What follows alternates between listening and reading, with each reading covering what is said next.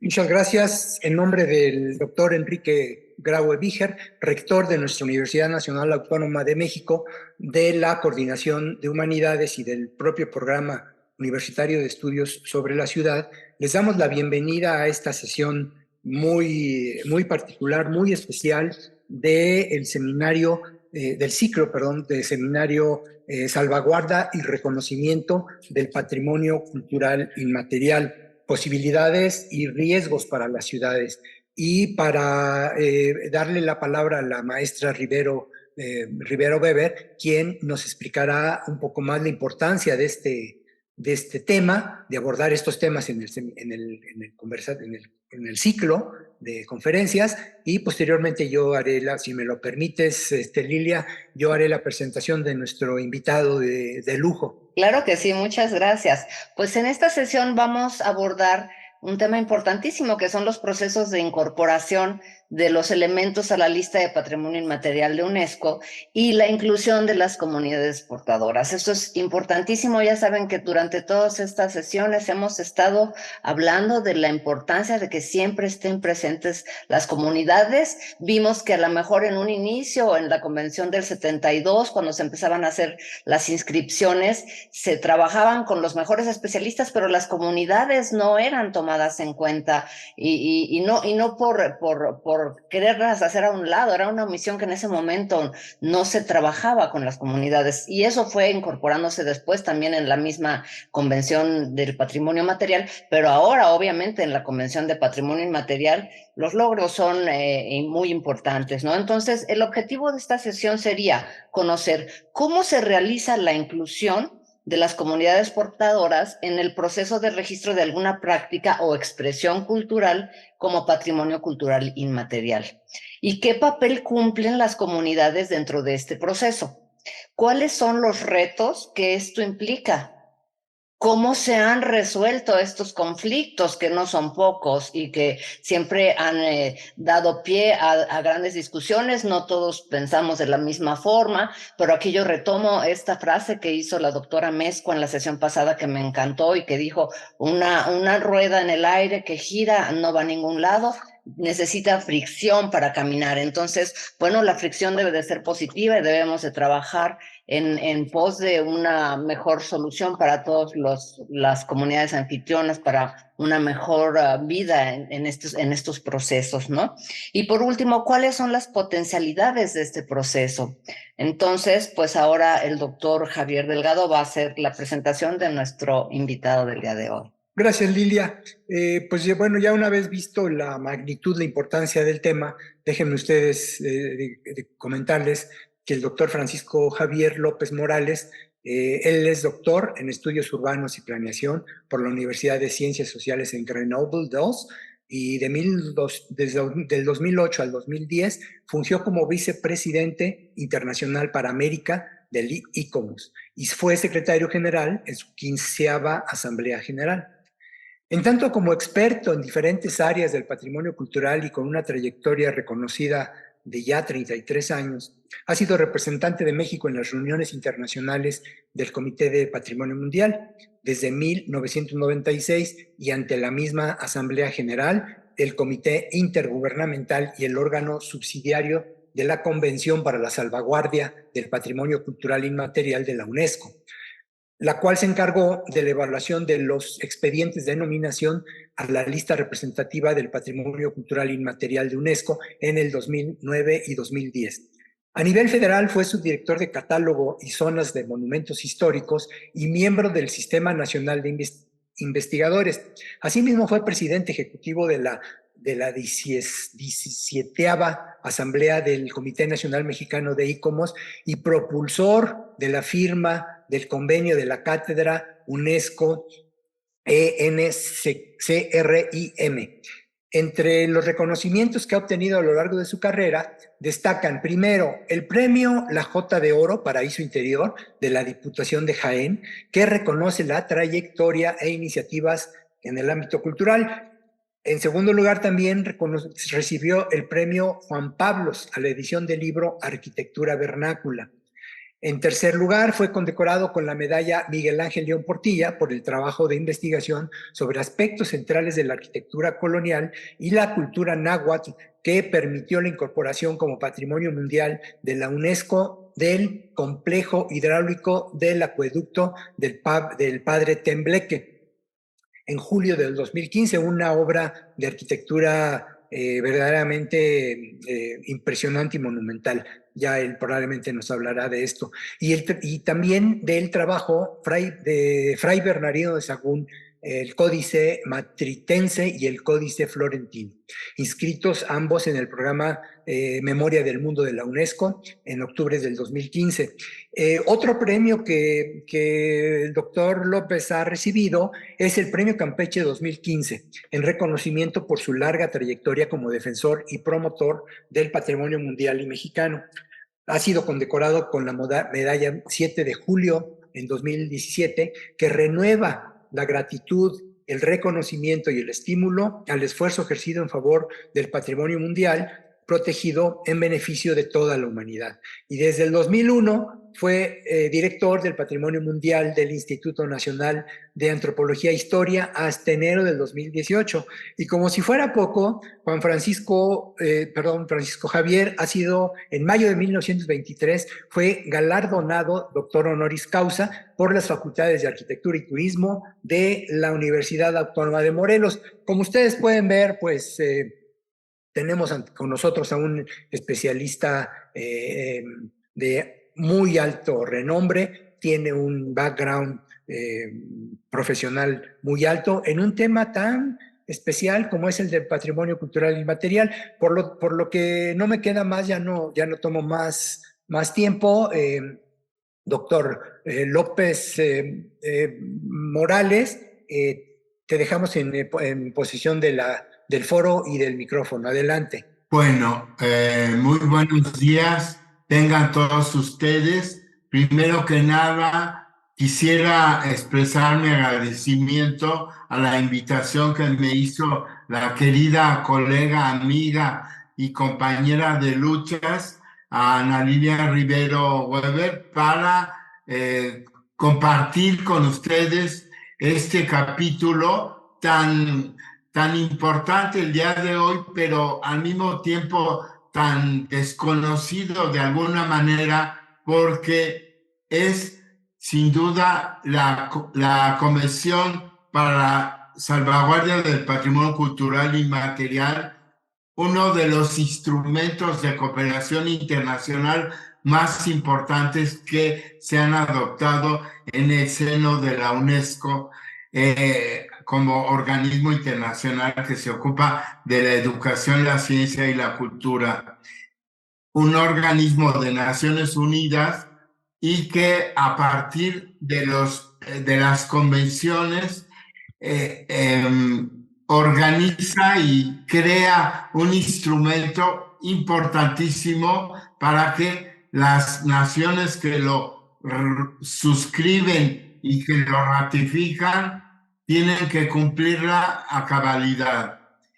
Yo quisiera, a reserva de poder abundar en este tema, decirles que tuve la enorme fortuna y también responsabilidad de haber sido artífice de parte de la redacción del texto de la convención. Como les digo, una convención es un convenio de cooperación internacional que está regido por el derecho también internacional y que nos obliga a cumplirlo a cabalidad. Ahora daré una breve idea de aquellos puntos que me parecen fundamentales para que ustedes comprendan cabalmente cuáles son el ABC de la convención. Enseguida pasaré a hacer porque me parece que es muy importante y es con lo que empieza cualquier tipo de convenio internacional, es con la definición del concepto de qué entendemos por patrimonio mundial, por patrimonio cultural inmaterial, por patrimonio subacuático, en fin, por las diferentes convenciones que este organismo tiene. Aquí no va a ser tan, digamos, tan fastidioso el tema, pero es importante que yo me atenga a la definición de patrimonio cultural inmaterial.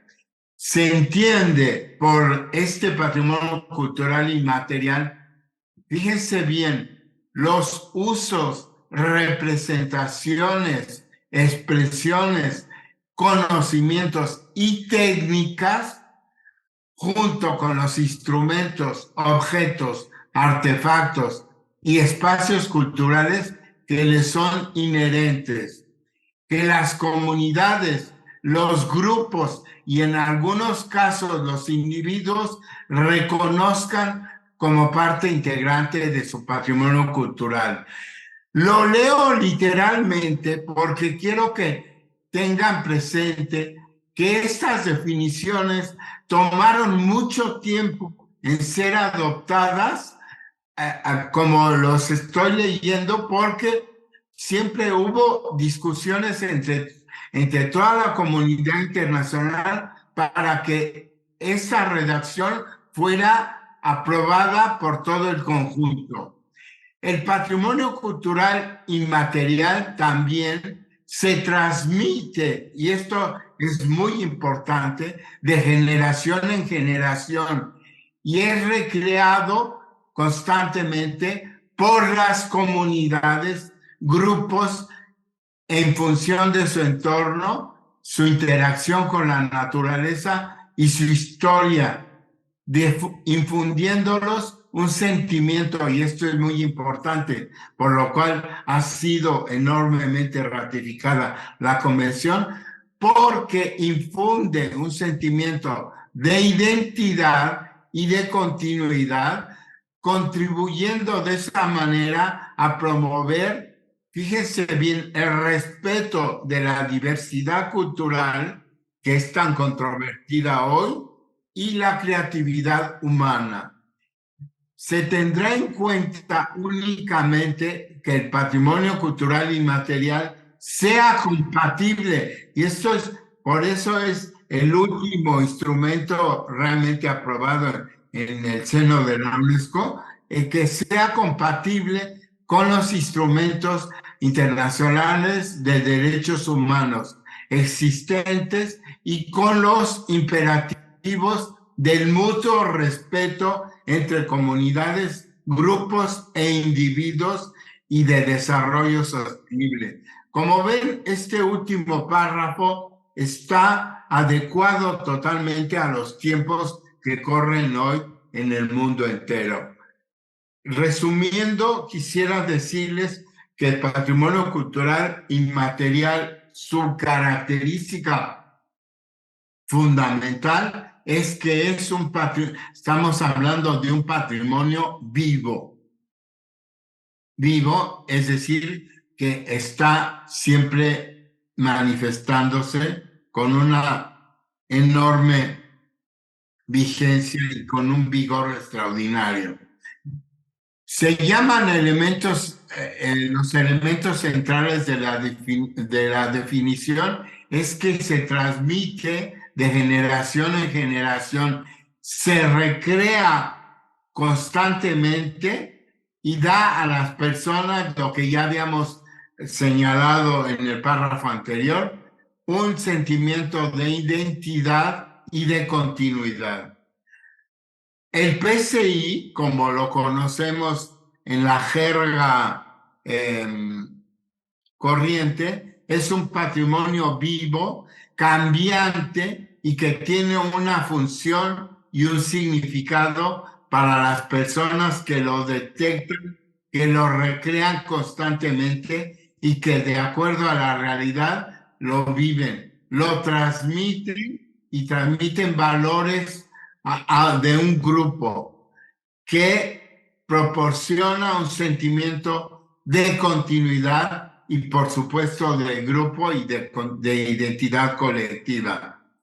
El PCI contribuye a la diversidad cultural y su enorme variedad, siempre cambiante, atestigua la creatividad humana. Ahora van a ver cuáles son, cómo se manifiesta este PCI. Incide en las comunidades. La comunidad, digamos que es el actor más importante de la convención, de esta Convención de Patrimonio Inmaterial. Desempeña una función en las relaciones sociales que se establecen entre ellas. Incluso puede incidir en el entorno y viceversa, por lo que es importante examinar la calidad y las consecuencias de esas interacciones, de tal suerte que el PCI contribuye de manera muy importante al entendimiento recíproco y al respeto mutuo. Aquí en esta imagen están viendo ustedes a la fiesta de los parachicos en Chiapa de Corzo. Esa es una fiesta que va a representarse próximamente cada mes de enero, donde los parachicos son estos personajes que están representando a las festividades que inician con el año en aquella parte de la República. Aquí es fundamental también que el PCI o las prácticas relacionadas a él no obstaculicen el desarrollo sostenible. La sostenibilidad significa usar y transmitir el elemento en la actualidad, sin comprometer la capacidad de las futuras generaciones para usar y transmitir dicho elemento ni la calidad del entorno natural. Aquí vemos algunos de las... hay ahorita ya en este momento una cantidad importante de manifestaciones del PCI en toda la lista. Aquí estamos viendo una fotografía de tradiciones y prácticas vinculadas a los kayaks en los bosques sagrados en Kenia.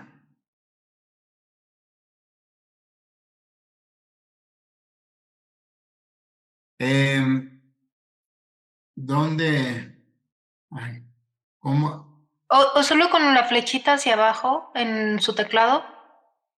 Ah, sí, de acuerdo.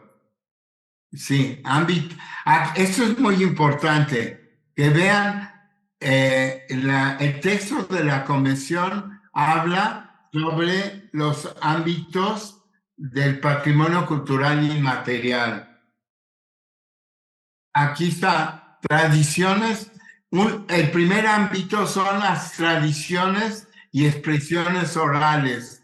Este es un capítulo muy importante porque no se marcaron las diferentes lenguas que hay en todo el planeta, sino las expresiones orales, que son códigos orales, pero que no son lenguas.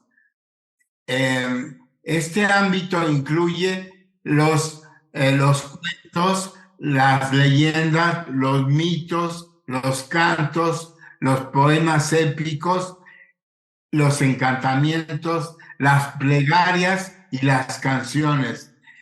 Para este tipo de manifestaciones puedan ser consideradas como PCI, deben transmitir conocimientos, valores y recuerdos colectivos y desempeñar un papel esencial en la vida cultural. Para la convención, la lengua per se es manifiesta y es reconocida solo como vehículo, no como la lengua. Aquí están viendo ustedes en la imagen una manifestación que es extraordinariamente elocuente para donde surge. Es el silbo gomero. La Gomera es una de las islas Canarias de España.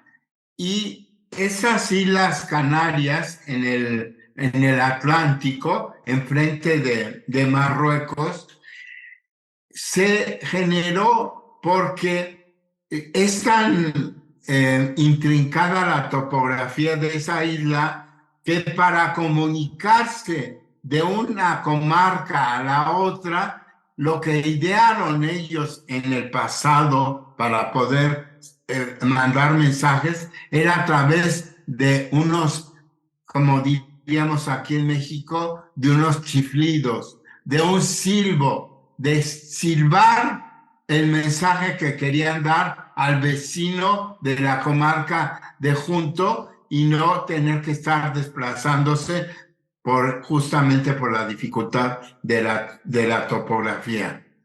Aquí esto da cuenta precisamente de ese instrumento que ellos fueron generando a lo largo del tiempo. Ahora bien, ¿dónde había anotado? Con la flechita del teclado hacia abajo. Ah, sí. Aquí bueno, este es otro ámbito. Son 5 ámbitos, habíamos dicho, que la convención recoge como artes del espectáculo. Pero quiero decirles que, de acuerdo a las discusiones que tuvimos aquí en México, los antropólogos que son los especialistas en este tipo de estudio del PCI, ellos lo clasificaron más bien como artes de la representación, un poco por el hecho de que la palabra espectáculo puede de alguna manera interpretarse de una forma de más media que no corresponde con el espíritu de la convención. Así que ustedes, si quieren, mejor adopten lo que en México discutimos ampliamente y hablar de artes de la representación. Estas son expresiones centrales en las artes de la representación y es la música vocal o instrumental, la danza, el teatro, la pantomima, la poesía cantada y también a veces la narración de historia. Es importante destacar que en otros casos, como en el caso de México, ni la danza ni la música están consideradas dentro de ese ámbito, sino en el ámbito de los usos sociales, rituales y actos festivos, dada la connotación y el contexto que para nuestros pueblos tienen este tipo de manifestaciones y que incluso este ámbito, como ya les dije, fue renombrado artes de la representación. No sé si hay, bueno, luego pasaríamos a la parte si tuvieran ustedes alguna duda o algún cuestionamiento. Luego viene el otro ámbito, que son los usos sociales, rituales y actos festivos. Este ámbito trata sobre las actividades habituales que estructuran la vida de las comunidades y de los grupos, siendo compartidas y estimadas por grandes segmentos de los mismos. En la imagen ustedes están viendo la reflexión septenal de más bien es la refacción, yo diría, de una techumbre de Camamblón, la casa sagrada de los Kangaba en Mali.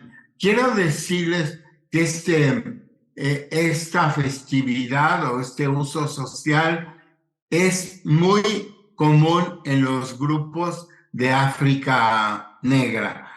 En Senegal, en Mali, en todas esas repúblicas centroafricanas, el hecho de estar renovando estacionalmente o cuando a veces sea necesario la techumbre o la cubierta de una vivienda tradicional es motivo de una celebración y se hace por todo el grupo. Generalmente algunos se encargan de recoger los materiales y otros se encargan de armarlos, de amarrarlos y cuando ya se tiene la cubierta por separado, se monta a través de una gran ceremonia y la alzan entre los hombres que van a cargar todo ese peso y colocarla en los postes que conforman la estructura portante. Su significado emana del hecho de que así reafirman la identidad grupal o comunitaria de quienes lo practican. Realizado en público o en privado, esos usos sociales, rituales y festivos están asociados evidentemente al ciclo vital de los individuos y grupos, a un calendario agrícola o a la sucesión de estaciones de otros sistemas temporales. Luego hay otro aquí, el conocimiento y usos relacionados con la naturaleza y el universo.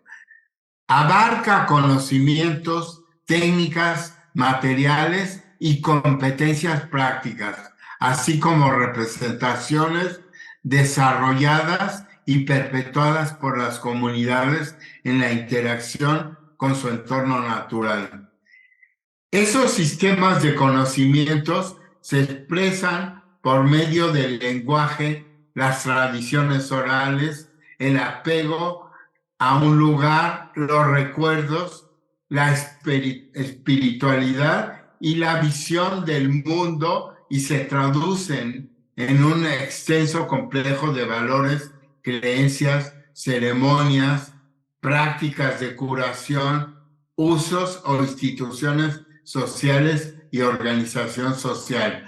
En la imagen, en la fotografía que ustedes aprecian en la pantalla, encontrarán un hombre que está lanzando a un halcón para la caza. La cetrería es un elemento compartido por una gran cantidad de países y de naciones, fundamentalmente, pero no exclusivamente, en Oriente Medio y en todos los Emiratos, en la zona, pero incluso hasta en Bélgica. En Europa, el halcón siempre se usó como el elemento fundamental para la caza. Salían las casas reales o las familias importantes o los grupos que tenían no diría yo deporte, pero esta práctica, siempre salían con su halcón, tienen un guante muy, muy duro para tener a este animal tan listo, que tiene unos ojos, una visión, una vista a lo largo de kilómetros, agudísima para cazar a la presa. Y sale y hay concursos completos y todavía en muchas partes, fundamentalmente de Europa Central y de Europa del Este, así como les digo que en los países árabes, la cetrería es una práctica enormemente conocida y hay todo un ritual incluso para cuidar a los halcones que usan para esta práctica y esta técnica. Técnicas artesanales y tradicionales. Quizá aquí habría que marcar algo que es importante. ¿Se acuerdan la primera pantalla que les compartí? Hablaba sobre los usos tradicionales, etcétera, pero incluyendo a los instrumentos que les son inherentes. En esta fotografía ustedes están viendo el simbolismo y la técnica del esculpido de los Kachar en Armenia. Esta zona de Armenia y también del Cáucaso utilizan este tipo de representaciones de manera muy amplia en todos los pueblos tradicionales. Este ámbito parece más tangible del patrimonio inmaterial, pero no son los productos artesanales en sí mismos. Aquí también eso es importante. No son los productos en sí mismos, sino las habilidades y los conocimientos que son esenciales para que no desaparezca su producción. Además de esa consideración, todo esfuerzo de salvaguardia de las prácticas y de las técnicas artesanales tradicionales deben orientarse no a la conservación de los objetos artesanales, aun por hermosos o raros o importantes, sino en crear. Es decir, aquí estamos viendo cómo es patrimonio vivo, en crear las condiciones que alienten a los artesanos a seguir produciéndolo y transmitiendo sus habilidades y los conocimientos, obviamente, a las futuras generaciones, a los más jóvenes y a las comunidades. Eso es fundamental. Por eso estamos hablando, repito, de un patrimonio vivo.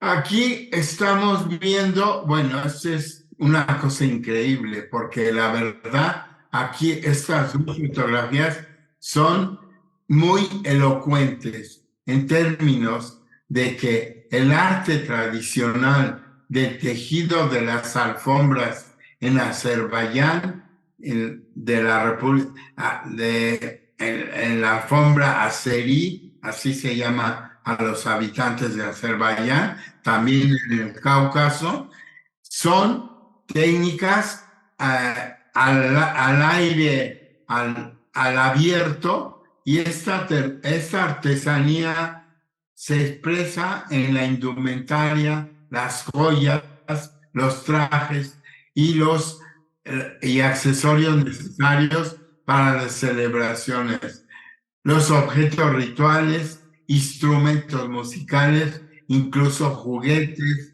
destinados a entretener o instruir y útiles imprescindibles para la subsistencia o la supervivencia. La convención menciona que los ámbitos enunciados no son exhaustivos. En ese sentido, los estados parte tienen la libertad de modificar o también aumentar dichos ámbitos de acuerdo a su situación particular.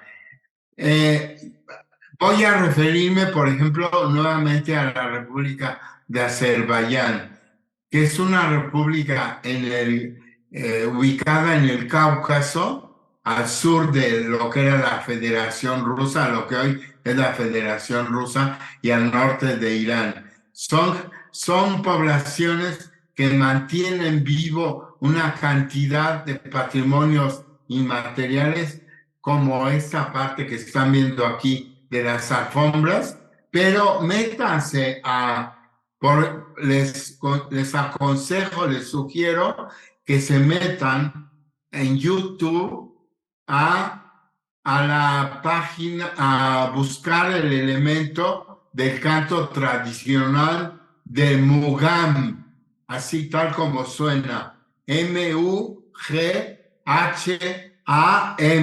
Mugham. Y vean ustedes cómo en Azerbaiyán, a pesar de que ahorita están, digamos, en una época de enjauja, porque es Azerbaiyán, si mal no recuerdo, tiene la designación, se atiene a un lugar donde algo ligado con el fuego, con una llama eterna. Y es que en Azerbaiyán el petróleo está a flor de tierra y siempre hay una llama encendida en una especie de santuario que tiene. Y como ven ahora, el petróleo ha sido la fuente de riqueza de todo Medio Oriente, pues sobre todo de la zona petrolera de los Emiratos Árabes, pero en Azerbaiyán también ahora gozan de una enorme riqueza porque el petróleo está, ya les digo, en la superficie del terreno, pero tienen y conservan todavía una gran riqueza de patrimonio inmaterial. Un canto tradicional que es todavía muy alentado y cultivado entre todas las poblaciones tradicionales y todos los jóvenes y niños que los invitan desde la escuela primaria a practicar ese canto que es ancestral y que es realmente conmovedor. Les sugiero que por favor se metan en el YouTube. Dice aquí que en el caso de México, la categorización vigente de patrimonio cultural es la siguiente. Lenguas, y esto corresponde al sistema que México ha catalogado de manera sistemática. Las lenguas y tradiciones y expresiones orales es el ámbito y tenemos sistemas lingüísticos, códigos comunicativos, formas, géneros y modelos comunicativos. Luego, en las artes de la representación, que ya les dije, es el modo como los antropólogos y los que estudian estas ciencias los han clasificado como carnavales, los circos tradicionales. También hay un teatro tradicional, si acuerdan, como el tema, el circo tradicional, podríamos poner ahí como la maroma que hay en la Mixteca de Oaxaca. Luego, del teatro podemos hablar de un teatro comunitario, el histórico, el de revista, el político y actos y actividades parateatrales. Dentro de este último, hablamos de ceremonia, hablamos de representaciones rituales, de juegos autóctonos y de lucha libre.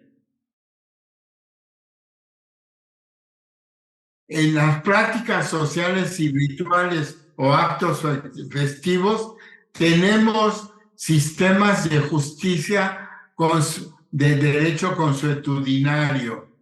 Tenemos sistemas de organización, expresiones musicales, danzas tradicionales, ceremonias y festividades tradicionales, ritos y sitios sagrados. El otro ámbito de los conocimientos y usos relacionados con la naturaleza y el universo, tenemos el manejo del espacio y el entorno geográfico. Señor Nacho. No, dile que no lo puedo atender ahorita. No, pero creo que va a llevar el coche. Tenemos el manejo del espacio y el entorno geográfico. Este, digamos, aspecto particular lo introdujimos de manera muy clara cuando se empezó a discutir la redacción del texto de la convención, porque en México el entorno geográfico imaginario fue muy importante y nosotros lo heredamos de las comunidades indígenas del México prehispánico. Luego está mitos y concepciones del universo y la naturaleza. Luego también hay conocimientos tradicionales agrícolas, forestales, pesqueros y pecuarios. Ustedes saben que el tema del mundo rural siempre ha guardado mucho el tema de la ritualidad en la cosecha, en la siembra, en todas las festividades que se hacen a lo largo de los ciclos agrícolas. Luego también tenemos el conocimiento y manejo de recursos naturales. ¿Qué más?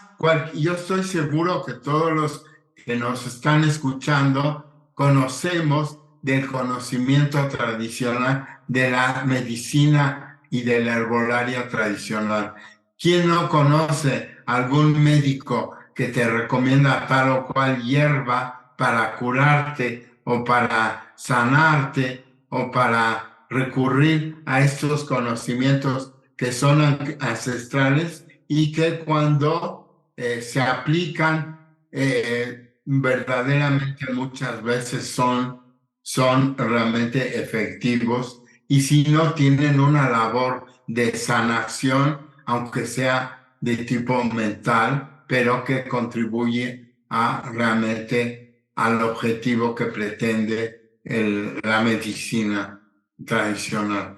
Y luego, en esta parte del conocimiento y de los usos relacionados con la naturaleza y el universo, hemos consignado ahí las cocinas tradicionales, saberes culinarios y prácticas domésticas. México ha podido, a partir del año 2010, incluir en la lista de patrimonio cultural inmaterial la cocina tradicional mexicana. Como saben ustedes, hay un conservatorio de la cocina tradicional que año con año hace posible que este tipo de tradiciones se discutan a partir de las cocineras tradicionales, y que esta comida es enormemente importante a lo largo y ancho de todo el territorio.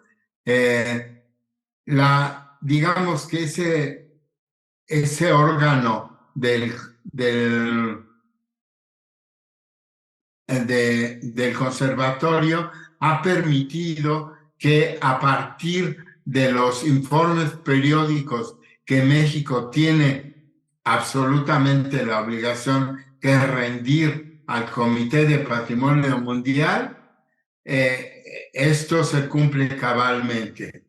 Luego tenemos en el otro ámbito artes y oficios tradicionales, en donde estamos hablando de la tecnología, la estética, el diseño, la simbología y la iconografía. En la administración actual,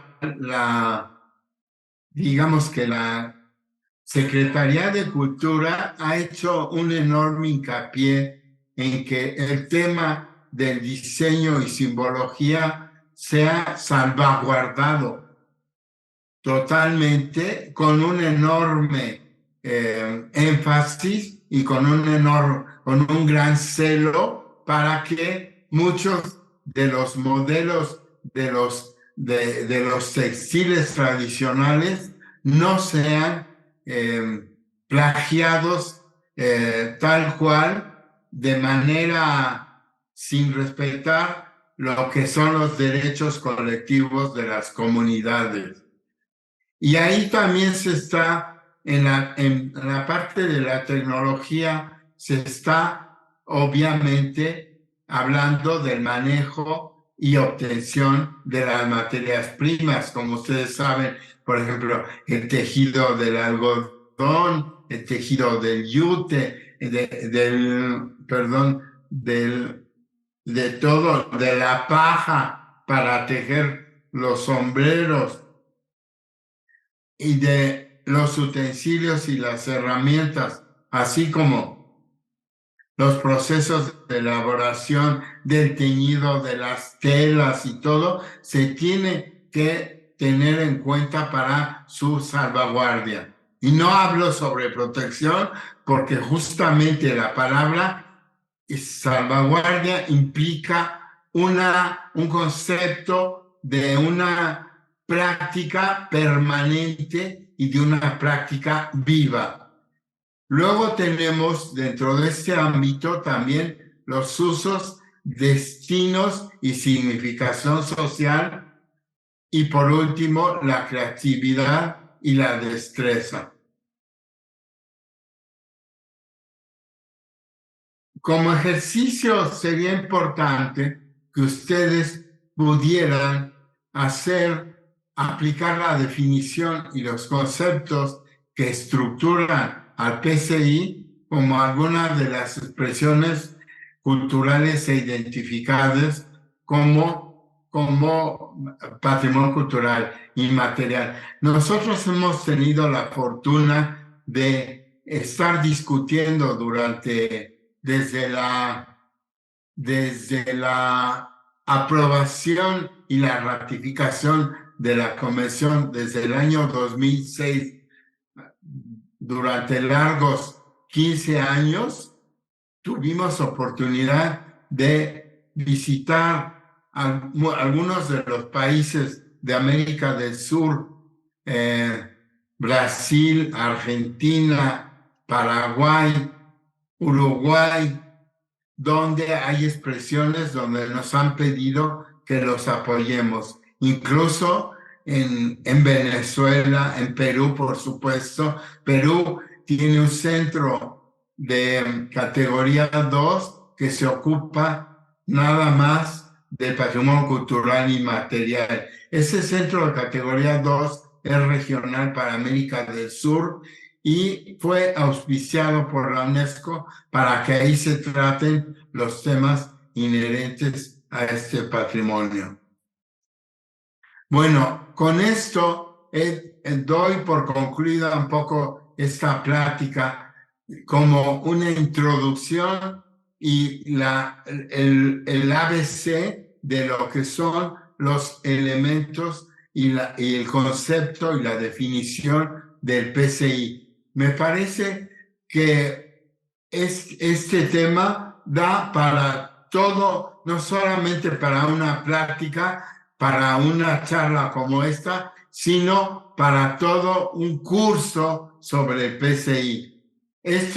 Los emblemas que ven ahí abajo, que es el tema de la UNESCO, tiene el emblema del patrimonio cultural inmaterial que de alguna manera lo retoma del patrimonio mundial, que es el círculo y el triángulo, pero que en ese momento se aprobó como emblema, pero de una manera más libre y a mano alzada para que pudieran ver que estábamos hablando de un patrimonio, si bien universal, si bien dentro del conocimiento también mundial, pero con una libertad de trazo para que traduzca un poco la idea de que estamos hablando de un patrimonio ligado totalmente a las comunidades y a los pueblos. Bueno, hasta aquí, aquí paro y estamos abiertos a cualquier duda, cualquier cuestionamiento, cualquier pregunta que pueda hacer los que se unieron a esta plática. Muchísimas gracias, doctor. Pues sí, definitivamente este es un recuento que nos ayuda muchísimo en el proceso y ahora quisiéramos irnos a las preguntas que hicimos de inicio, porque queremos, con la gran experiencia que tiene usted en toda esta gestión, que nos ayude a entender, por ejemplo, cómo se realiza la inclusión de las comunidades portadoras en el proceso de registro de las prácticas en PCI. O sea, ¿cómo se trabaja con las comunidades? ¿Cómo las incluyen? La pregunta es muy oportuna y muy clara. Cualquier iniciativa que el Estado parte, en este caso México, quiera inscribir en la lista representativa de patrimonio cultural inmaterial, el expediente tiene que manifestar de manera fehaciente, clara, rotunda, con un documento de que hay un consentimiento libre, informado de la comunidad. Es decir, que ahí se manifieste a partir de varios documentos y todo, que el elemento ha sido consensuado a partir de la aprobación de todo el grupo de la comunidad o de los individuos que son portadores de esta manifestación. Claro, y me imagino que además de que se dé el consentimiento, hay grupos representativos de la comunidad trabajando en el expediente con ustedes, o No, simplemente se hacen los talleres y se retoman. No. Es un proceso largo porque evidentemente desde que se inicia una iniciativa de tratar de inscribir algún elemento que ellos consideran que es importante, tiene que haber una serie de prácticas, de talleres y de un diálogo establecido con la comunidad de los portadores para que se dé cuenta que eso, pero con documentos, con películas, con videos y con una cantidad de elementos que dan cuenta que eso se sigue, que primero que está vigente, que es un patrimonio vivo y que hay un consentimiento totalmente confirmado de los portadores, es decir, de las comunidades. Claro. Y bueno, y aquí seguiría yo a la siguiente pregunta que nosotros nos formulamos en esta sesión, y sería, ¿cuáles son los retos que esto implica? O sea, este proceso de especialistas con comunidad, ¿cuáles son los retos que esto nos implica? Los retos son enormes, porque aquí y además depende de cada ámbito. Por ejemplo, ahora mismo, y voy a dar una primicia, un avance, de que México, para esta sesión del comité que tendrá lugar en la primera semana de diciembre, es decir, en breve, en 15 días, estará iniciando la sesión del comité del PCI en Botswana, en África, al lado de Sudáfrica. Empieza y México está postulando la práctica del elemento del bolero como manifestación musical de México, el bolero. Pero ahí se ha tenido que trabajar durante 5 años, por lo menos, para recoger cuál es, primero, la definición de lo que el país entiende como manifestación del bolero. Tengo que decir que esta manifestación, así como en el caso de los procesos de fabricación de la cerámica de Talavera, México lo hizo en conjunto y en hermanamiento con la Talavera de la Reina de España, la Talavera que hay en Puebla y Tlaxcala. Tuvimos que hacerlo de manera conjunta dicho sea de paso, el Comité de Patrimonio Mundial alienta de manera enfática la inscripción de elementos compartidos, no solo con otras comunidades, sino con otros países que tengan ese tipo de manifestaciones.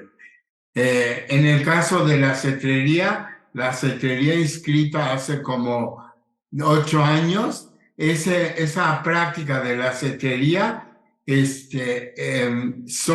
estaba mancomunada, estaba propuesta por más de 10 países, así como otros elementos que ahorita no voy a entrar en detalle porque sería tardarnos demasiado.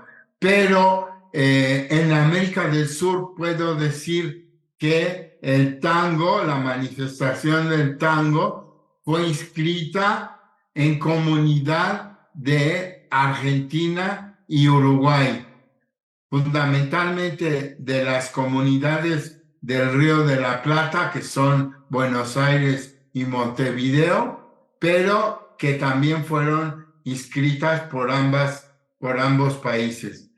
Entonces, para responder a lo que tú me decías, aquí en el caso de las comunidades portadoras, tiene que manifestarse una cantidad de elementos probatorios donde se da cuenta que es un elemento vivo, que es un elemento que tiene una práctica salvaguardada y que hay una cantidad de instrumentos de carácter tanto institucional, yo no diría legal, pero institucional, y que dan cuenta fehaciente que los portadores están totalmente conscientes de los derechos, pero también de los desafíos que se presentan, porque el texto, ya leyendo, yo les pediría también otra recomendación, que se metan al texto completo de la convención, porque es y de algo que es muy importante, que va de la mano del texto jurídico de la convención, que el texto jurídico de la convención tendría un valor de ley. Tú sabes que siempre la ley va acompañada de un reglamento para saber cómo el reglamento dice cómo se apliquen el texto del capitulado de la convención, jurídicamente hablando. Entonces, es muy importante que sepan que las directrices prácticas u operativas para la aplicación de la convención puede ser discutido cada reunión del comité, es decir, cada año puede ser discutida y puede ser aumentada o enmendada según el caso, para que ahí se vea cuáles son efectivamente parte de las respuestas que tú haces ahora mismo, Ana Lilia, sobre los desafíos que se presentan. Ahí se dan cuenta de cómo de la mano de las comunidades tenemos una especie de guía de aplicación que está perfectamente bien consignada en el reglamento. Claro. No sé si soy suficiente, perdón, no sé si soy suficientemente claro, sí. Pero el documento de las directrices operativas es un documento en evolución. Por ponerte un caso, las directrices operativas de la Convención de Patrimonio Mundial, hoy por hoy, constituyen, Ana Lilia, un cuaderno de más de 200 páginas, donde se marcan claramente cuáles han sido la evolución del mismo texto pero no modificando la ley que sería la convención misma. Y te doy cuenta de ello porque la Convención de Patrimonio Mundial en el principio tenía un cuadernillo de 20 páginas, pero donde no venían ni siquiera categorías de patrimonio mundial como hoy la tenemos, como en los paisajes culturales o los itinerarios culturales. Esas categorías se fueron agregando a lo largo de la evolución del concepto mismo de patrimonio. Sí, sí, es tan apasionante como complicado, ¿no? Sí, Porque exactamente. también platicábamos en la sesión pasada que todo este proceso de trabajo comunitario que es apasionante e interesantísimo es a la vez muy complejo porque estamos hablando de comunidades, pero al mismo tiempo estas comunidades están en diferentes territorios, cada quien tiene sus particularidades en la práctica de ese PCI, entonces lograr llegar a un acuerdo es muy difícil y en el camino hay muchos conflictos, que esa es mi siguiente pregunta. O sea, ¿cómo se van resolviendo estos conflictos de empatar de alguna manera las particularidades de cada comunidad dentro de los procesos de inscripción de una práctica que va a abarcar no solamente un espacio, sino puede ser hasta países, como bien lo dices, ¿no? Mira, ese tipo de discusiones y de preguntas y de interrogantes que surgen a lo largo de la práctica y de la experiencia sobre los elementos, evidentemente tienden a... Lo primero, a ver, paso número 1. La pregunta que tú haces tiene que ver con la obligación de los portadores de plasmar de manera concreta las preguntas o los conflictos que surgen a lo largo de la práctica. Y ahorita mismo nosotros estamos en ¿cómo decirte? En una encrucijada y tratando de blindar de alguna manera ¿cómo podría yo utilizar un término correcto? La integralidad de la expresión sin tener que caer en prácticas que están totalmente prohibidas por el texto de la Convención, como es el tema tanto a nivel de expresión oral o de una práctica musical, como de la materialidad misma de lo que hablábamos del diseño. ¿Has visto que, por ejemplo, en el caso de Pineda Cobalín o de algunos firmas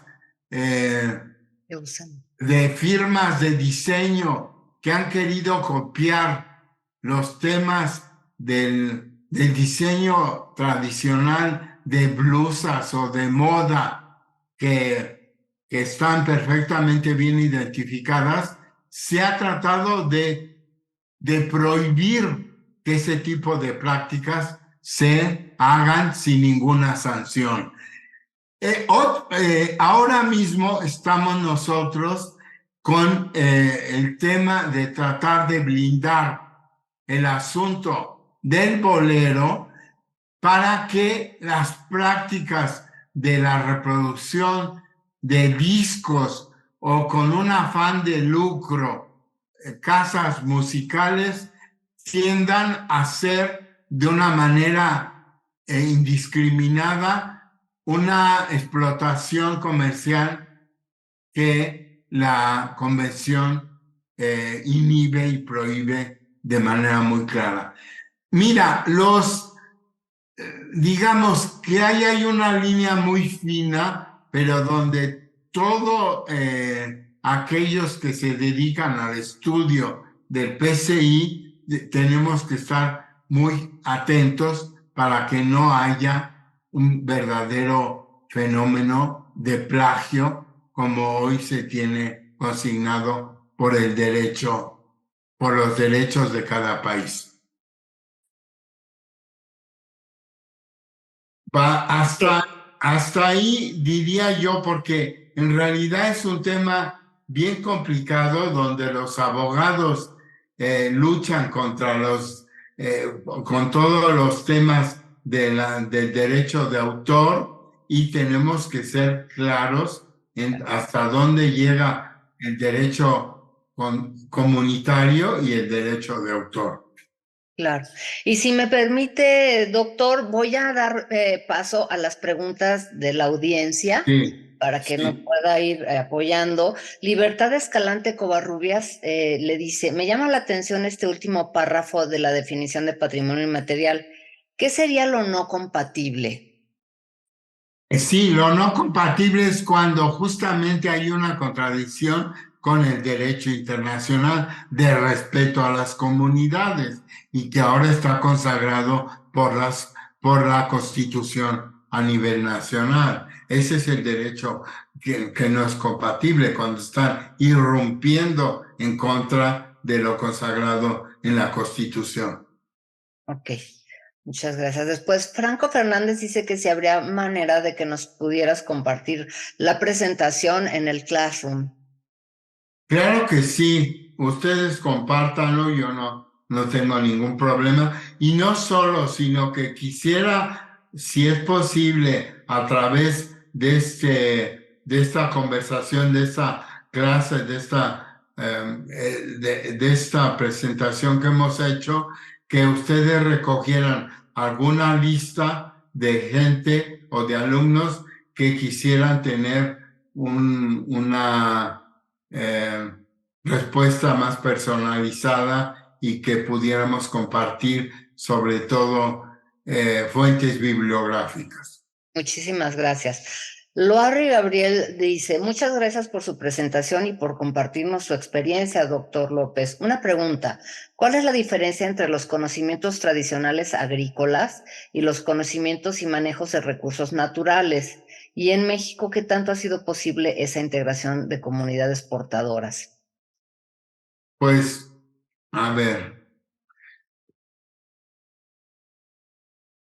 las comunidades portadoras están completamente conscientes de que si su manifestación ha sido incorporada a la convención, a la convención, y que el elemento ya figura dentro de la lista de patrimonio cultural inmaterial, la lista que está perfectamente bien recogida en la UNESCO, en la convención, ahí podríamos ver con enorme claridad cuáles son aquellos elementos que han seguido al pie de la letra los preceptos consignados en el texto de la convención, y si no, cuáles han sido aquellos puntos de fricción que no han sido resueltos de manera conveniente.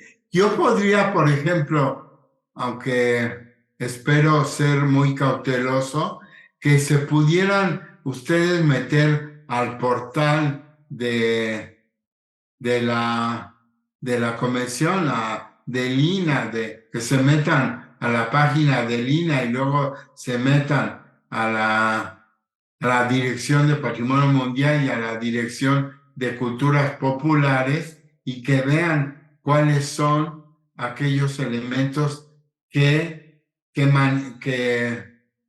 todo es consultable hoy a partir de la página de la UNESCO.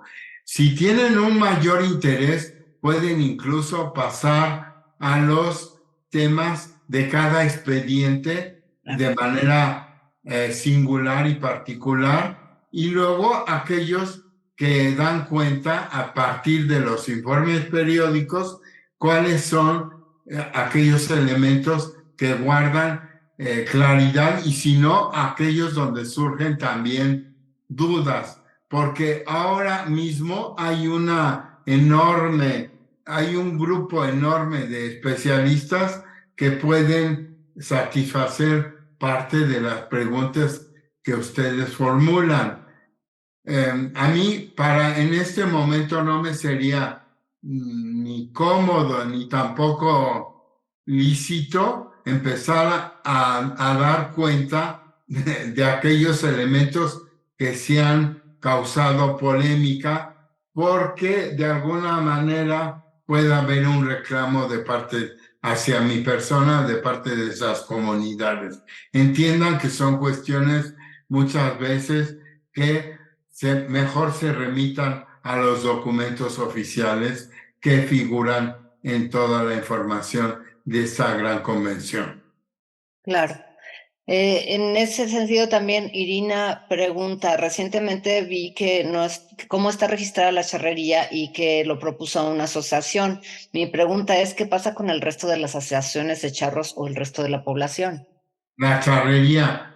La charrería la estamos trabajando de manera más amplia. De hecho, les transmito, les comparto que la primera semana de enero tenemos una reunión para compartir efectivamente que hay una gran comunidad de charros, no solamente en la República Mexicana, sino también en Estados Unidos, donde hay una voluntad de agregarse y de unirse. Eso es totalmente previsible y lícito dentro del texto de la Convención. La charrería es una práctica muy importante que deriva desde las primeras centurias, desde las primeras décadas de la ocupación de los españoles en México, que surgió a partir de esa visión medieval ¿cómo se llama? Del traslado de los ganados, de la transhumancia y ¿cómo se llama esa práctica de llevar ganado? De la mesta, de la institución medieval de la mesta, que es el traslado de ganados de una región a la otra acorde con las estaciones del año y con la abundancia de alimentación de pastos. En la Nueva Galicia eso se efectuaba desde el siglo XVI, de llevar ganado del sur de la Nueva Galicia hasta el norte de Zacatecas. Ahí es cuando empieza a surgir el manejo del ganado y por lo tanto también el manejo del caballo y de lo que surge del mundo rural mexicano, que es la charrería, y que luego en Estados Unidos se traduce a partir de los cowboys. Pero efectivamente es un tema que todavía está abierto y donde hay una voluntad de la Asociación Nacional de Charros para que esto se habla de manera más amplia. Les digo que me han invitado a partir de del 10 de enero a reunirme en una junta en Guadalajara para hablar sobre el futuro de la charrería. Ay, muchas gracias, clarísima la respuesta. La siguiente, Dulce de María Romo Zúñiga, te dice, ¿una práctica de patrimonio inmaterial desaparece si deja de existir un material de fabricación o se puede sustituir con otro producto sin alterar la práctica y el registro? Pues no lo veo muy claro, porque si desaparece, primero, el más importante es el portador, que siga la voluntad de los portadores de seguir una práctica. Ahora, con respecto al tema del material, no, evidentemente eso es inherente, es decir, la práctica del tejido de seda tiene que ver con el cultivo de la morera. Si no tienes el cultivo de la morera, ¿de dónde extraes la seda? Y lo mismo, aquellos aspectos que utiliza. Por ejemplo, te pongo otro oficio que tiene que ver con el material. ¿Conoces la pita?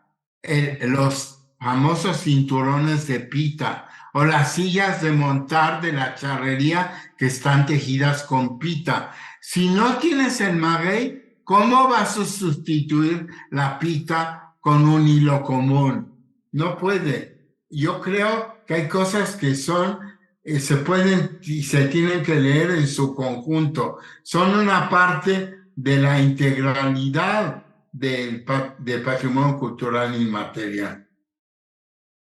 Sí, qué interesante, ¿no? Es que son tantos puntos los que van confluyendo y mientras más va uno estudiando estos procesos, más se entiende uno lo complicados que son, ¿no? Exactamente. Complicadísimo. Imagínate, la pita obedece a la extracción de la fibra a través de todas esas cactáceas o los magueyes o de la lechuguilla que te da esa fibra tan particular y que tiene una textura y una resistencia particular que no son sustituibles por una fibra artificial.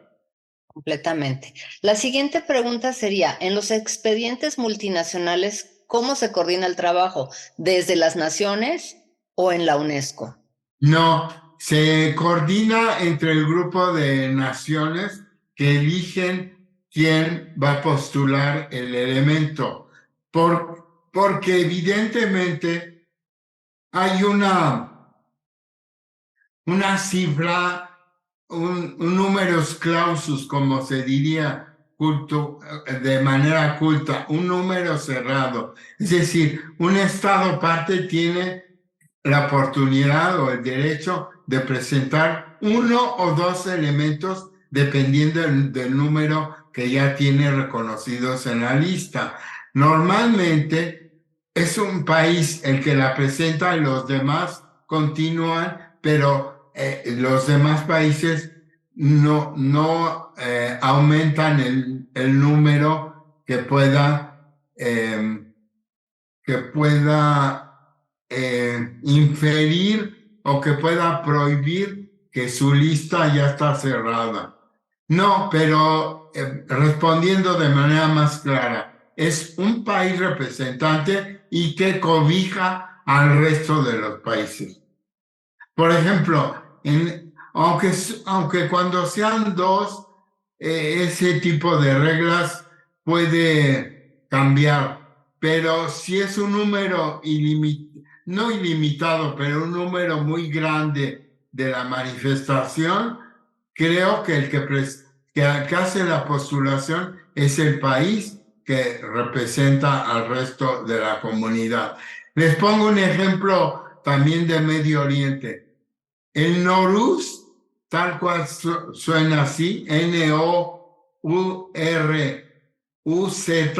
Nowruz, es la práctica que deriva de la cultura zoroastriana en lo que era la antigua Persia, de las fiestas de inicios del año, o sea, de lo que corresponde a nosotros las Navidades y el Año Nuevo. Esa fiesta del Nowruz hoy mismo se practica en Irán, en Irak, en Afganistán, en Azerbaiyán también, en todas esas zonas de lo que sería un poco la cuenca del Golfo Pérsico. Y esa la presentó, me parece, que Irán, pero seguida hasta de Turquía. Entonces, esa nada más la encabeza un país, pero está seguida de los demás. Ok.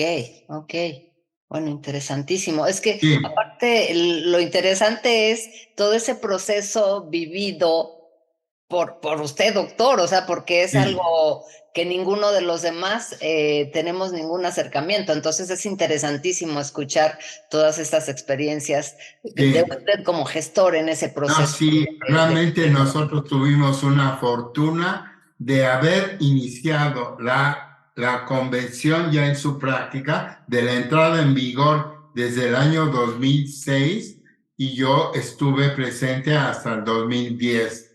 Luego seguimos apoyando y manifestando. A mí me tocó, por ejemplo, mucho la defensa del tango, pero también tuvimos que ver con la inscripción del flamenco en el sur de Andalucía, también tuvimos que ver con el fado en Portugal.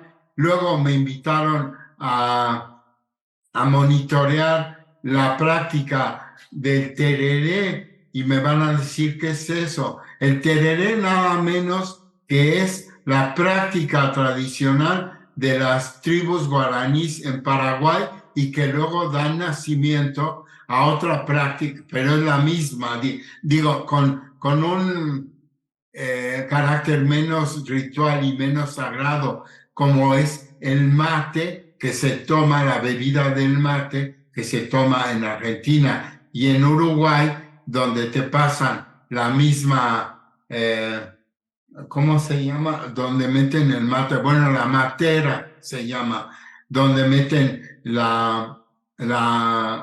el popote o la bombilla, ellos le llaman bombilla, y van pasando esa ceremonia.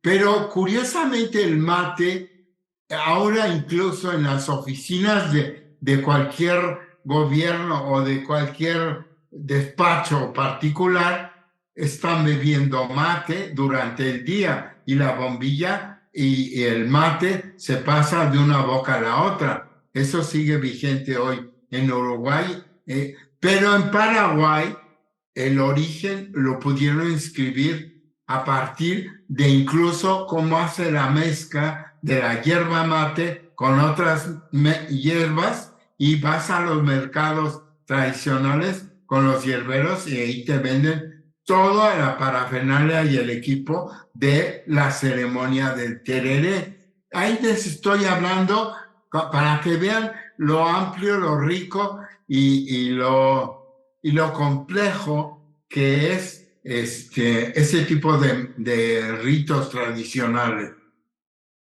Sí. Ernesto Sánchez pregunta, me surge la duda de cuál es la fuente de la tabla de clasificación de patrimonio cultural.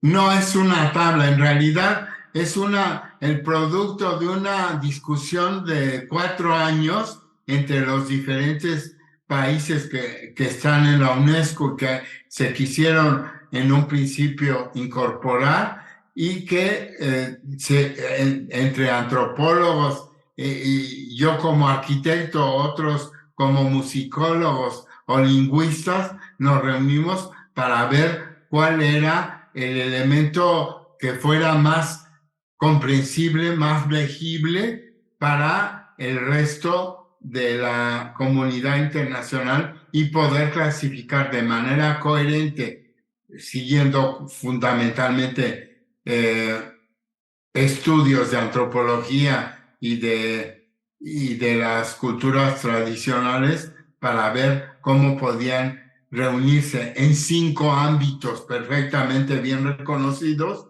el patrimonio cultural inmaterial. Y ya digo, ahí retomo el asunto, que también ahí se tomó la decisión de incorporar expresiones orales y no lenguas, porque meterse en lenguas era meterse en camisa de 11 varas, porque son tantas como los pueblos puedas imaginar. Y ya sabes que también hay algunas comunidades de hablas que están en peligro de extinción, que en donde hubiera sido muy comprometido tratar de salvar algo que ya se está extinguiendo por fenómenos de la globalización. Eso por un lado. Y por el otro, lo que se ha consignado son códigos orales. Te pongo un ejemplo. En el norte de Colombia y el lado de Venezuela, incorporaron el código del palabrero guayú. Los guayús son unos indígenas de origen amazónico que viven en el norte de Colombia y que viven en el norte de Venezuela. Y ahí tienen una serie de lenguas, si tú quieres, pero que están codificadas en un palabrero, que no es un diccionario. Y ahí lo que está inscrito en el patrimonio cultural inmaterial es todo el código en su conjunto, pero no la lengua. Qué bárbaro, sí. Eso es muy interesante. Sería momento, como te digo, de hacer un curso, o por lo menos otras pláticas, María Lilia, de escribir, de hacer una otra charla para cada ámbito. Sí, bueno, pero por supuesto, vamos a hacerlo, vamos a hacerlo. Sí. Cintia te pregunta, además de incluir a las comunidades portadoras en el proceso de inscripción, se incluyen sus testimonios en cada informe que presenta México sobre el PCI. ¿Cómo se relaciona el PCI declarado por UNESCO con otras declaraciones, por ejemplo, las locales de la Ciudad de México? Mira, ahí yo te responderé de manera muy categórica y clara. No me gustaría meterme con el tema del ámbito de la Ciudad de México, porque aquí se maneja lamentablemente con un sesgo político que las desvirtúa. Por lo tanto, lo que yo sé de que han inscrito una serie de manifestaciones en el ámbito del patrimonio de la Ciudad de México, me abstengo absolutamente y de manera categórica a juzgarlas porque están impregnadas del elemento político y eso de inmediato las desvirtúa. Ya, gracias. Imagínate tú meterte ahorita y lo voy a decir tan claramente como para que el público entienda, qué es lo que se dirime en el Congreso de la Ciudad de México. ¿Quiénes son los que se denominan expertos? Y si ellos mismos se han metido a entender cuál es el rigor de una convención internacional. Y por otro lado, que los partidos políticos han contaminado de manera indiscriminada todo esto que ellos han reconocido como patrimonio inmaterial. Yo me eximo absolutamente por una cuestión, incluso a ustedes, de ponerlos en alerta, porque sería peligrosísimo el que metiéramos, imagínate con el gobierno actual, cómo va sesgado todo con una ideología X, y casi diría hasta morada. Ok. David Jiménez Guillén te dice, saludos Pancho, ¿nos podrías comentar sobre la lista indicativa del PCI?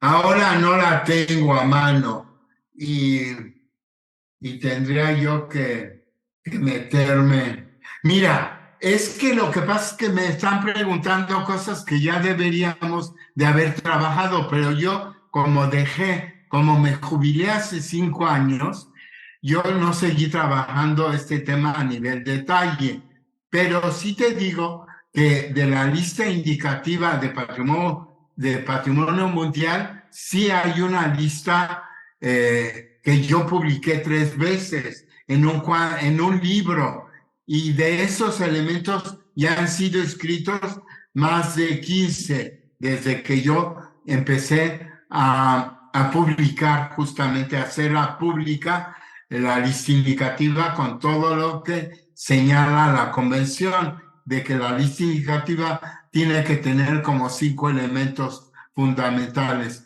Uno es la ubicación, el otro y la localización, el otro la descripción del bien. Luego el otro punto es el estudio de análisis comparativos con bienes similares. Y luego el otro sería el tema de la integridad y la autenticidad. En el caso del patrimonio inmaterial, no te puedo responder con esa claridad. Ok. La última pregunta sería de Ana Lucía González Aguilera y nos dice, ¿qué opinas sobre los países que solo hacen expedientes para proponer expresiones de patrimonio inmaterial, pero no hacen expedientes o agregan a su patrimonio las listas de patrimonio en peligro? No, bueno, pero eso, no, la pregunta no es adecuada ni correcta, porque en realidad la lista en peligro es una lista que la UNESCO está obligada a publicarla, o sea que no corresponde a cada país. Tú te puedes meter al portal de la UNESCO y ahí miras oficialmente cuáles son los elementos que puedan estar en peligro. Ok, bueno, pues por parte mía, concluido la sesión de preguntas, a mí me gustaría darle la palabra al doctor Javier Delgado Campos para sus comentarios. Muchas gracias, Lilia. Y bueno, pues más que pregunta, doctor Francisco Javier López, pues más bien mi agradecimiento por tu exposición. Realmente, y en mi opinión, lo más valioso de este recorrido que tú haces alrededor del PCI es que muestra claramente como un planteamiento, déjame decirlo así, lo intangible tiene una espacialidad propia. Esto para nosotros en geografía, en el urbanismo, es fundamental porque el espacio, el territorio, es una de las nociones centrales, ¿no? Vamos a decir fundacionales. Pero hay una corriente de explicación que entiende el espacio o el territorio geográfico como un contenedor en donde pasan los procesos sociales, culturales.